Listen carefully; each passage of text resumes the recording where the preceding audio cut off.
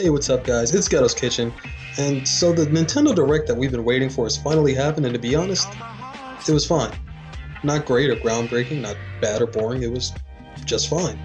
And I'm going to organize the Direct into the parts that I was hyped for, the parts that were just not as fun, and the parts that I could literally not care less for. So, let's get right into it. So to start off with the hype, Nintendo revealed a bombshell with Super Mario Maker 2. And as you'll see with a lot of games in the Direct that got announced, I didn't get to play a lot of the originals because I didn't have a Wii U, and that was the case with Super Mario Maker, so guess who missed out on what was probably the best game on that console.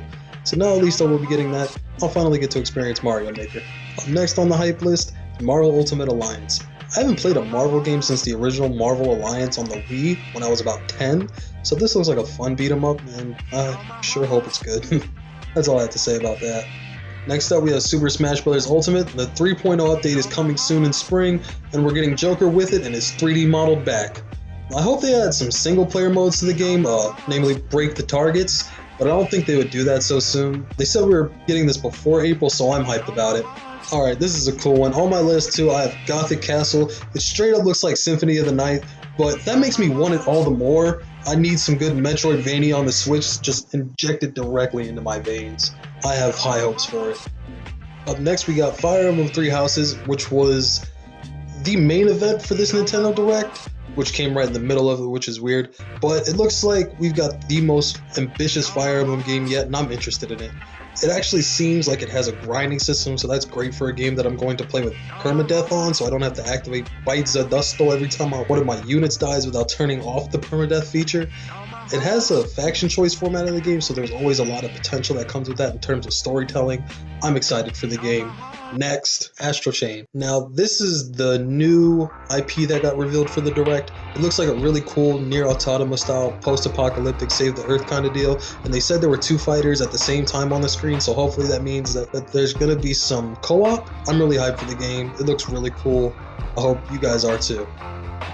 Oh, I saved the best of the hype for last. Oh boy, did I. Link's Awakening, the remake for the Switch. Oh my god, I cannot believe that this is happening. This is all I could have asked for, Nintendo. I literally said this 2 days ago on my Super Mario crossover gameplay that Link's Awakening was my favorite 2D Legend of Zelda game, and I feel like I spoke it into life. This is all I could have actually wanted. Oh my god. Fucking Link's Awakening in all of its glory made me tear up. I am not joking. I had literal tear coming out of my eye. I am so happy for this. Thank you. Alright, now that I'm done fanboying, it's time to talk about the stuff that you know was just fine. First off, we got Dragon Quest XI. The only problem with these games are that I've never played a single one, so I don't know how to feel about it. Looks cool, looks like a Final Fantasy, turn-based combat game, but that's as much as I know about it. Next up on my list, we got Oninaki. There are a lot of JRPGs in this Direct, and this one, like a lot of them, just got lost in the sauce. But this one does look alright, and while I'm talking about it, I might as well get rid of Final Fantasy games. 9's coming out right now, and 7 is coming soon, so that's cool. Otherwise, we got Bayonetta 3 that's in the works, and that's really all we got on that. Daemon X Machina is getting a demo. I'm probably going to try that out as soon as I get my Switch back. Assassin's Creed 3 is getting a port. I'm probably not going to get that. It's Assassin's Creed 3. I could probably play it for like $20 or $15 through a used game shop. And next is a game that I'm a bit worried about, but it's in Nintendo's hands, so I can kind of rest my head. Yoshi's Crafted World. Now, I love the Yoshi games, but man, it looks kind of simple, and my hope for it is that it's not too easy. And to top off the announcements that were middling, we got Tetris Battle Royale, a Tetris Battle Royale game. It's called Tetris 99, and it's free, so that's cool, but I honestly have no idea what to say about that, but I'm going to try it out nonetheless. And last, but yes, certainly least, parts of the Directs that were snoozers, lame, filler, whatever you want to call it, just not great. And I'm going to start off with Box Boy and Girl. It's just an indie platformer. Dragon Quest Builders, it looks like Minecraft, but it's not, it's a RPG game. Captain Toad, it was just some updates, and I don't play the game, so there's really not much for me to say on it. Disney Tsum Tsum, it's a party game, nothing really interesting or unique about it to me. Starlink gets a Star Fox skin. Room Factory 4 and 5 announcement. Now, I've never even heard of these games, so they fell into the JRPG and uninteresting category. Dead by Daylight gets support for the Switch, and I'm not interested. Deltarune. I want nothing to do with this Toby Fox game.